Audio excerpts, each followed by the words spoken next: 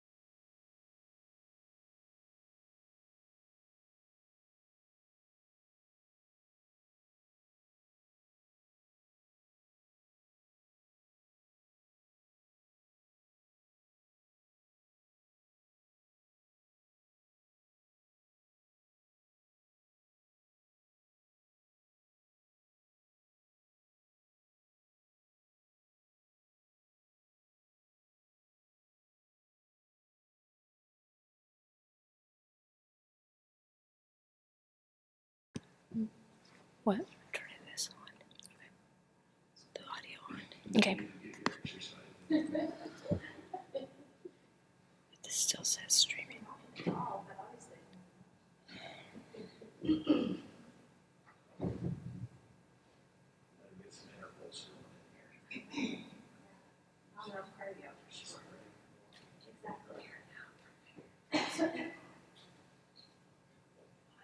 Are we good on the video back there, Rhonda?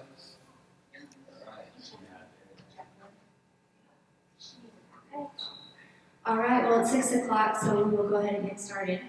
Oh, I'm sorry. Okay, so first item is that we need to call this meeting to order. So call this special board meeting on April 2nd to order at 6 p.m. And we need to approve the agenda. There's been changes and we can't, so. And I move we approve the agenda for this evening's meeting. Okay, Second. all right, all those in favor? Motion carries 6-0, 6 of us here tonight. So the next item is positive board comments, and when talking with Mr. Nelson, we felt like it might be a good opportunity for some of you to give some thoughts and some feedback on all of the great things that are going on in our district. So I want to open it up to your guys' comments if you have some. Just super thankful for everyone's hard work in 1 week to have rolled out K through 12 in the county is unbelievable. So, yeah, amazing work by the staff. Yeah, from what I've heard, there's, very few glitches and things that can go in to do it that fast and to have it go that well. It's impressive. You've done a really nice job. And there's a lot of other parents in other counties and other districts that are shocked that our kids are back to school and we're rolling and things are going really smoothly and they're learning. I'm amazed at the learning my kids have done this week. Pretty much, they have asked their teachers a couple of questions, but I'm pretty impressed on how the teachers have prepared them with the technology that they're using for this. So it's been awesome.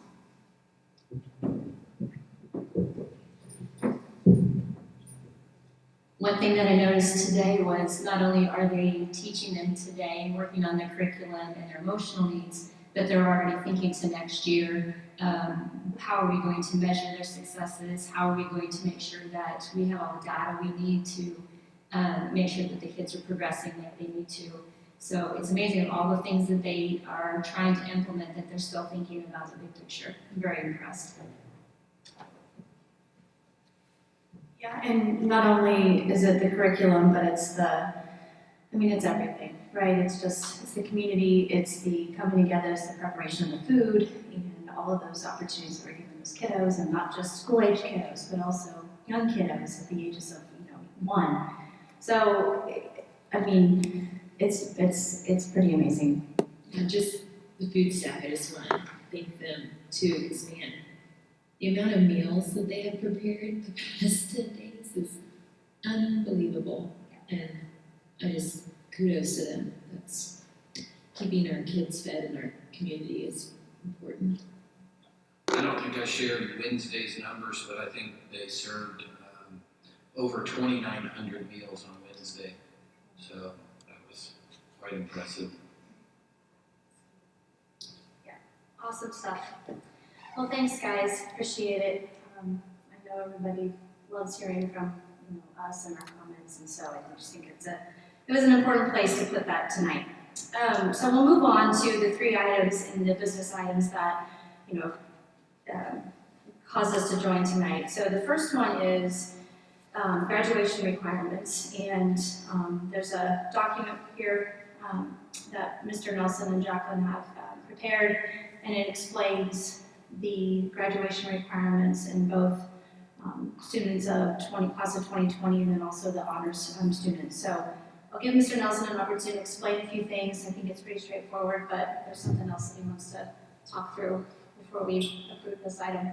Yeah, so this is something we've had a lot of questions on, rightfully so, for our seniors and wanting to know what that pathway would be for graduation.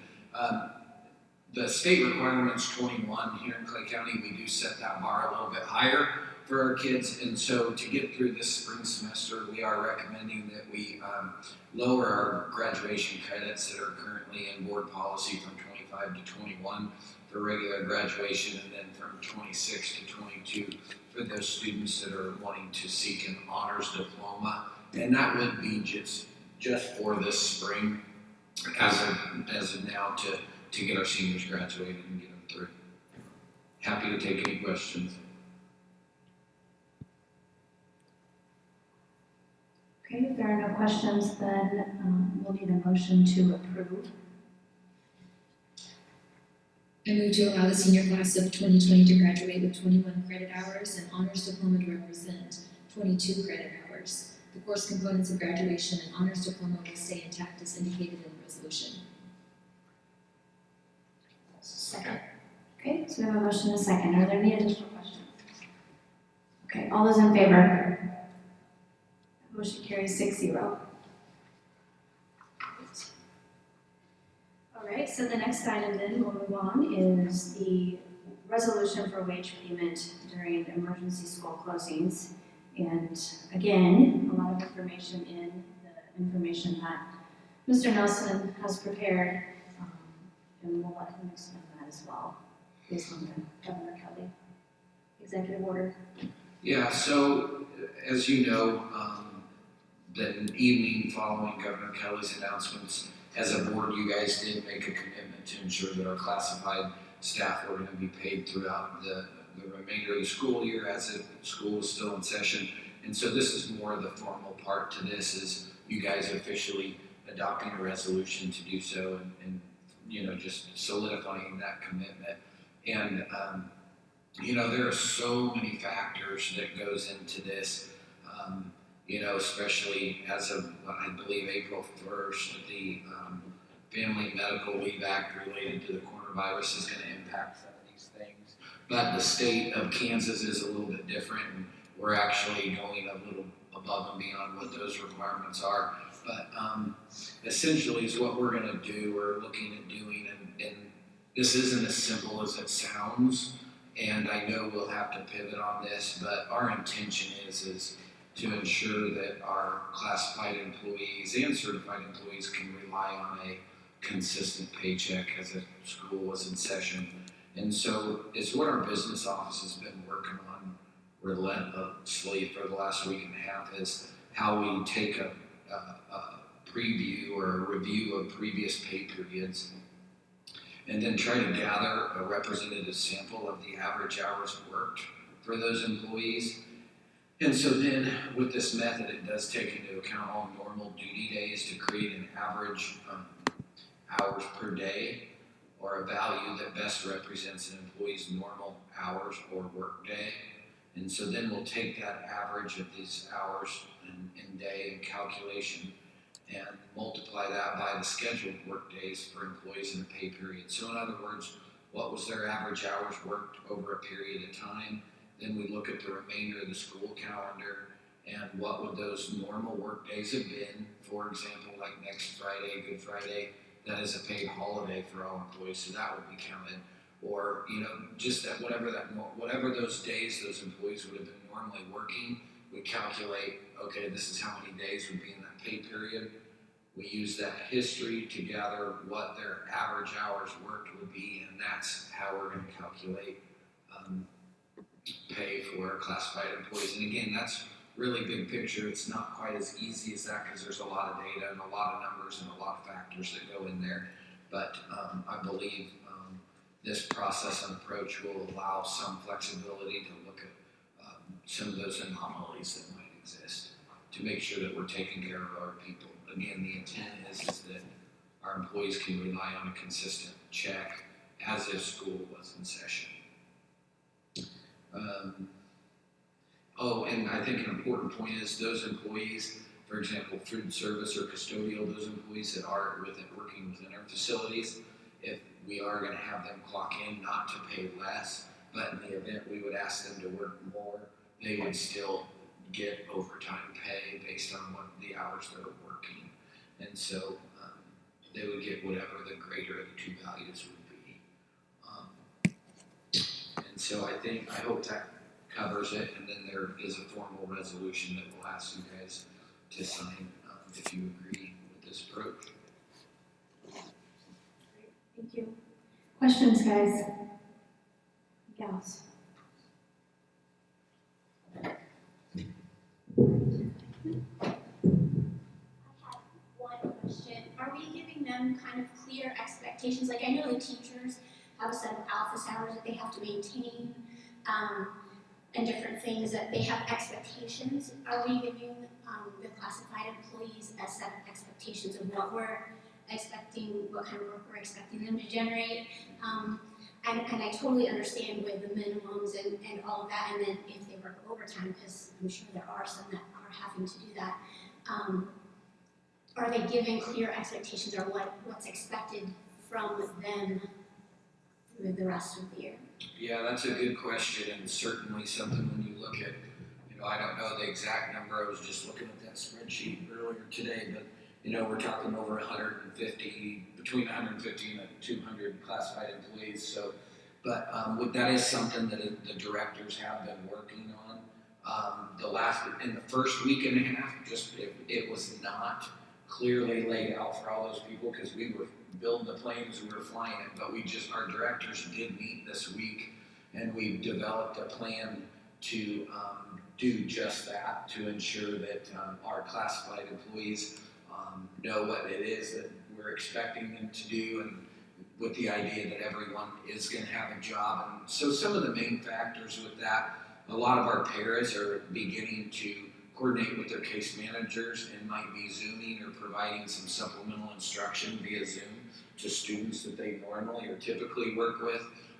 Our custodial staff's going to be pretty cut and dry. They're going to be working normal work hours. Our food service staff, their numbers speak for what they're doing.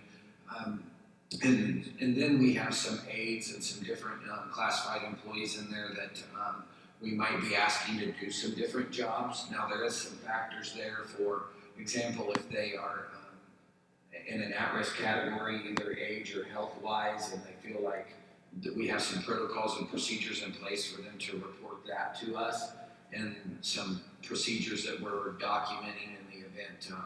There is some reimbursement at the end of this deal for employees that we're paying that might be quarantined, that might be experiencing the virus in some way or another, or are somehow impacted by that new Family Medical Leave Act, and the federal one that's specific to COVID-19.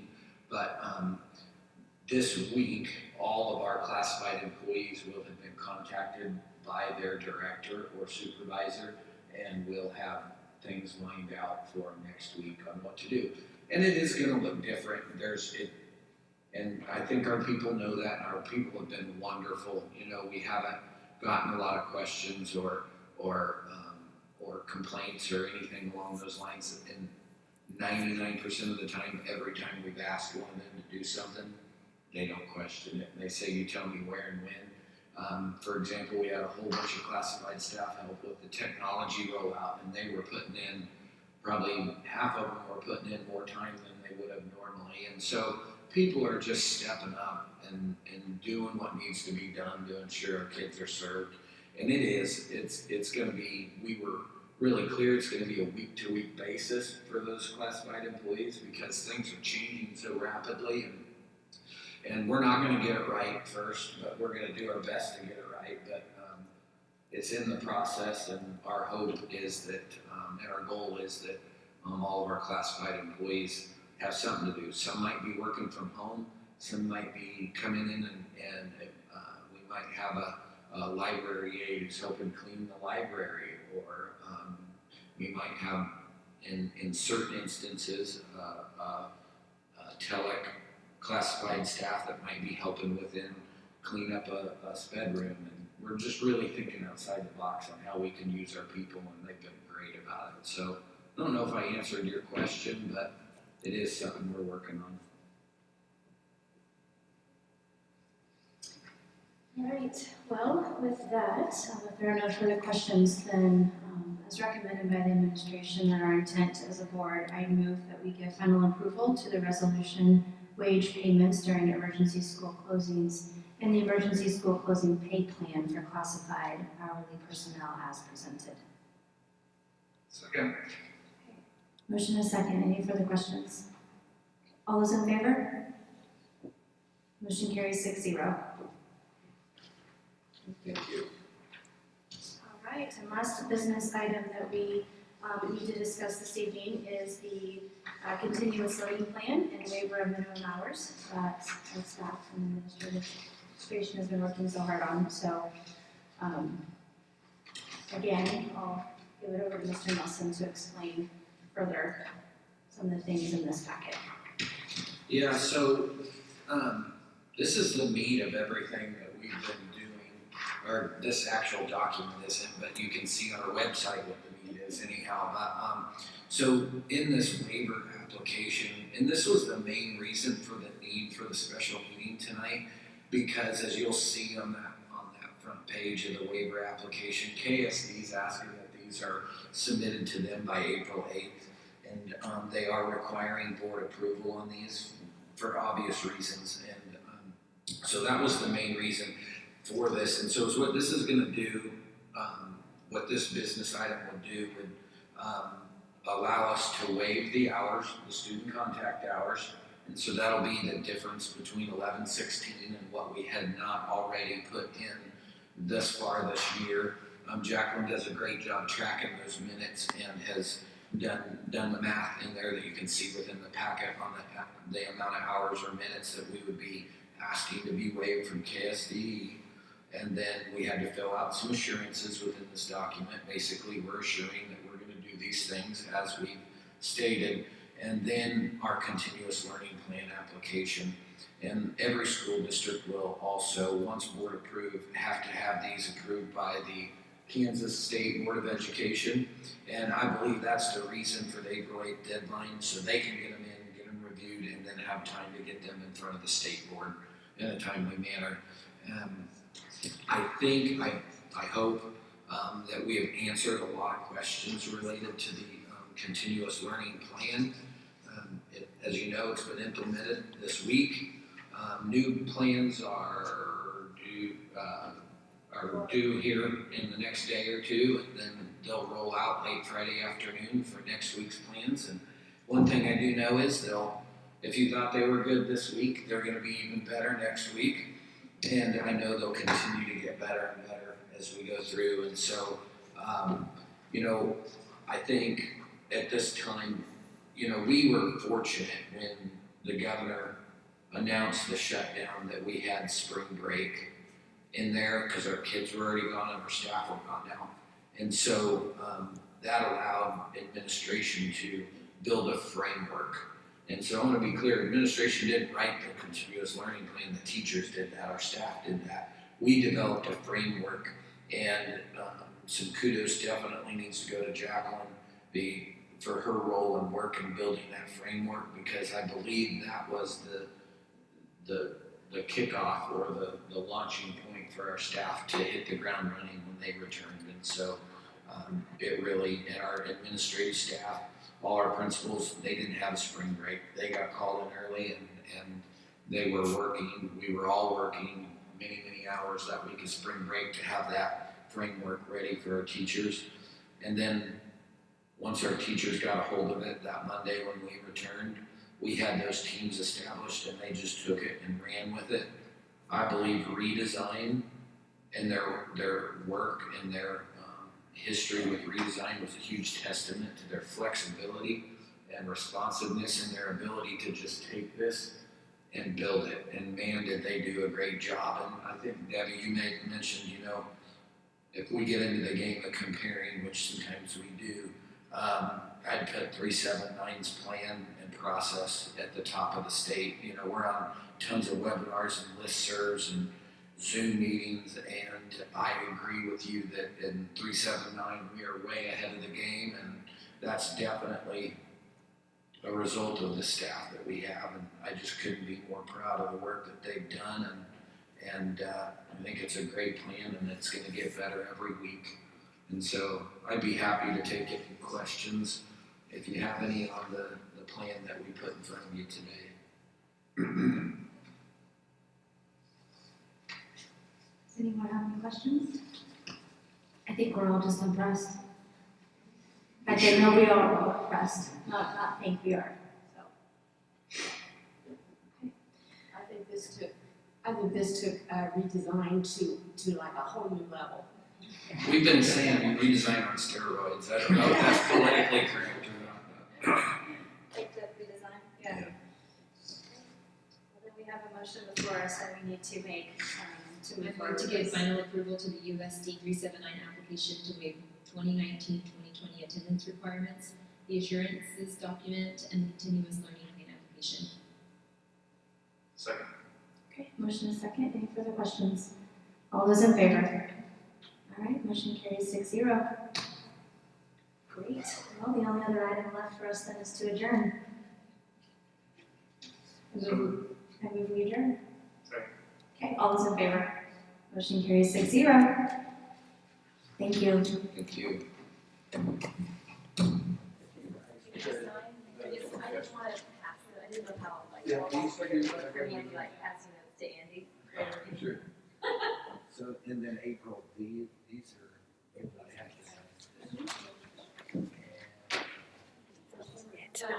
This For is, some reason, it's been 25 second delay. and then that one. Except, okay. I'm hoping that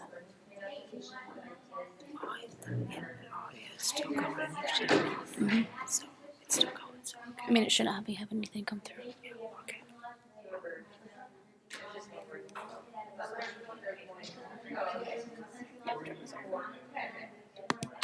okay. So.